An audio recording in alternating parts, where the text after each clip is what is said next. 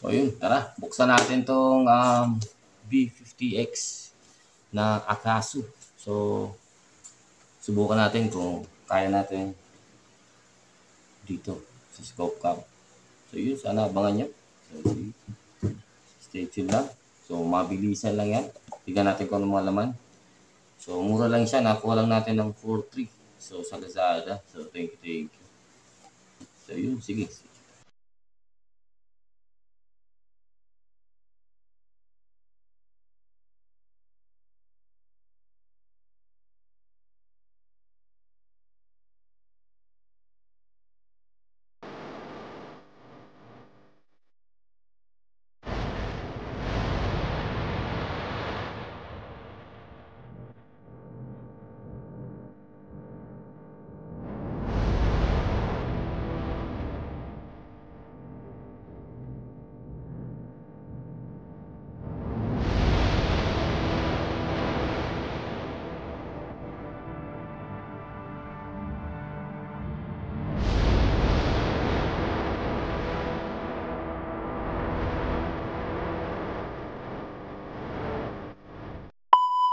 Mag-unbox tayo ng ating bagong laruan. So, sana supportahan nyo yung video. Gagamitin natin yan dito sa ating scope cam. So, papalitan na natin to. Aalisin na natin tong sa camera, yung cellphone mount. So, papalitan na natin siya ng ating bagong setup. So, sana supportahan nyo yung video. So, unboxing lang. Tapos, susunod natin ng video dyan. Paano natin gawin? I-adapt yun dito sa ating camera. So, yung i-unbox natin ngayon is ito. Yan. So, tingnan nyo kung kayo na maghusga, kung kaya niya ba si scope cam. So, si scope cam footage, so may makikita kayo mga footage dyan. So, kung kaya niya, kita saan ang laman ito. So, ayun. Bubuksan natin to. Unboxing natin. Actually, ito, kasama yan dito. So, nakakuha natin sa Lazada to. Ito, separate. So, tingnan natin. Hopefully, ito na magagamit natin sa ating scope cam footage. So, mga ka-hunters dyan, stay tuned kayo sa kayang kunin ng footage.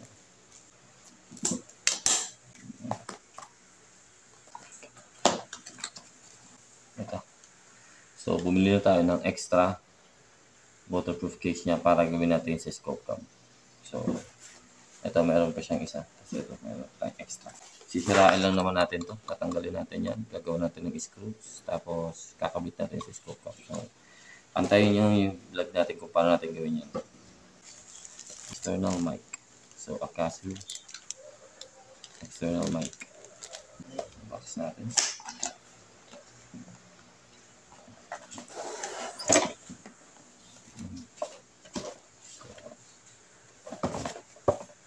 B50X.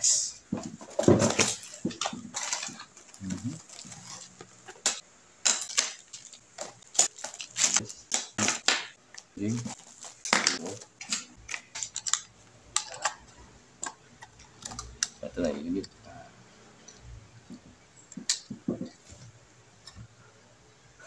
Yan. Yan. Yan.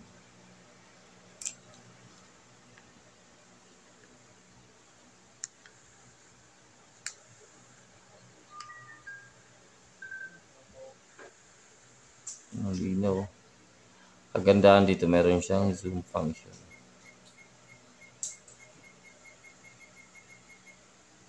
Alam niya yan mga ka-hunters kung bakit meron at anong kailangan natin dyan. Yung review nito, saka ko na-share sa inyo. So, yan. Siguro may makikita kayo mga footage yan. Meron din siya settings. Touchscreen na din siya. Yan. Yun. So, kung paano to gamitin at yung review na, the whole review. Lalagyan pa natin ng SD card. So, subukan natin yan. Wala pang SD card, so di pa tayo makapag-record. Stay tuned.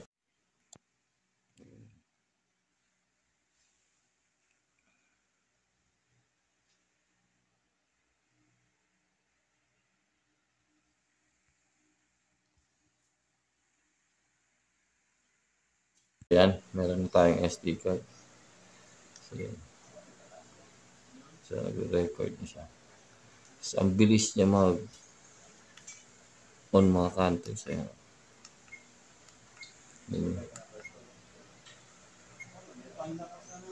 I-off natin. Ito. Video. Ang bilis. So, ito na yung main purpose natin dito. Yun o. Pero i-zoom natin.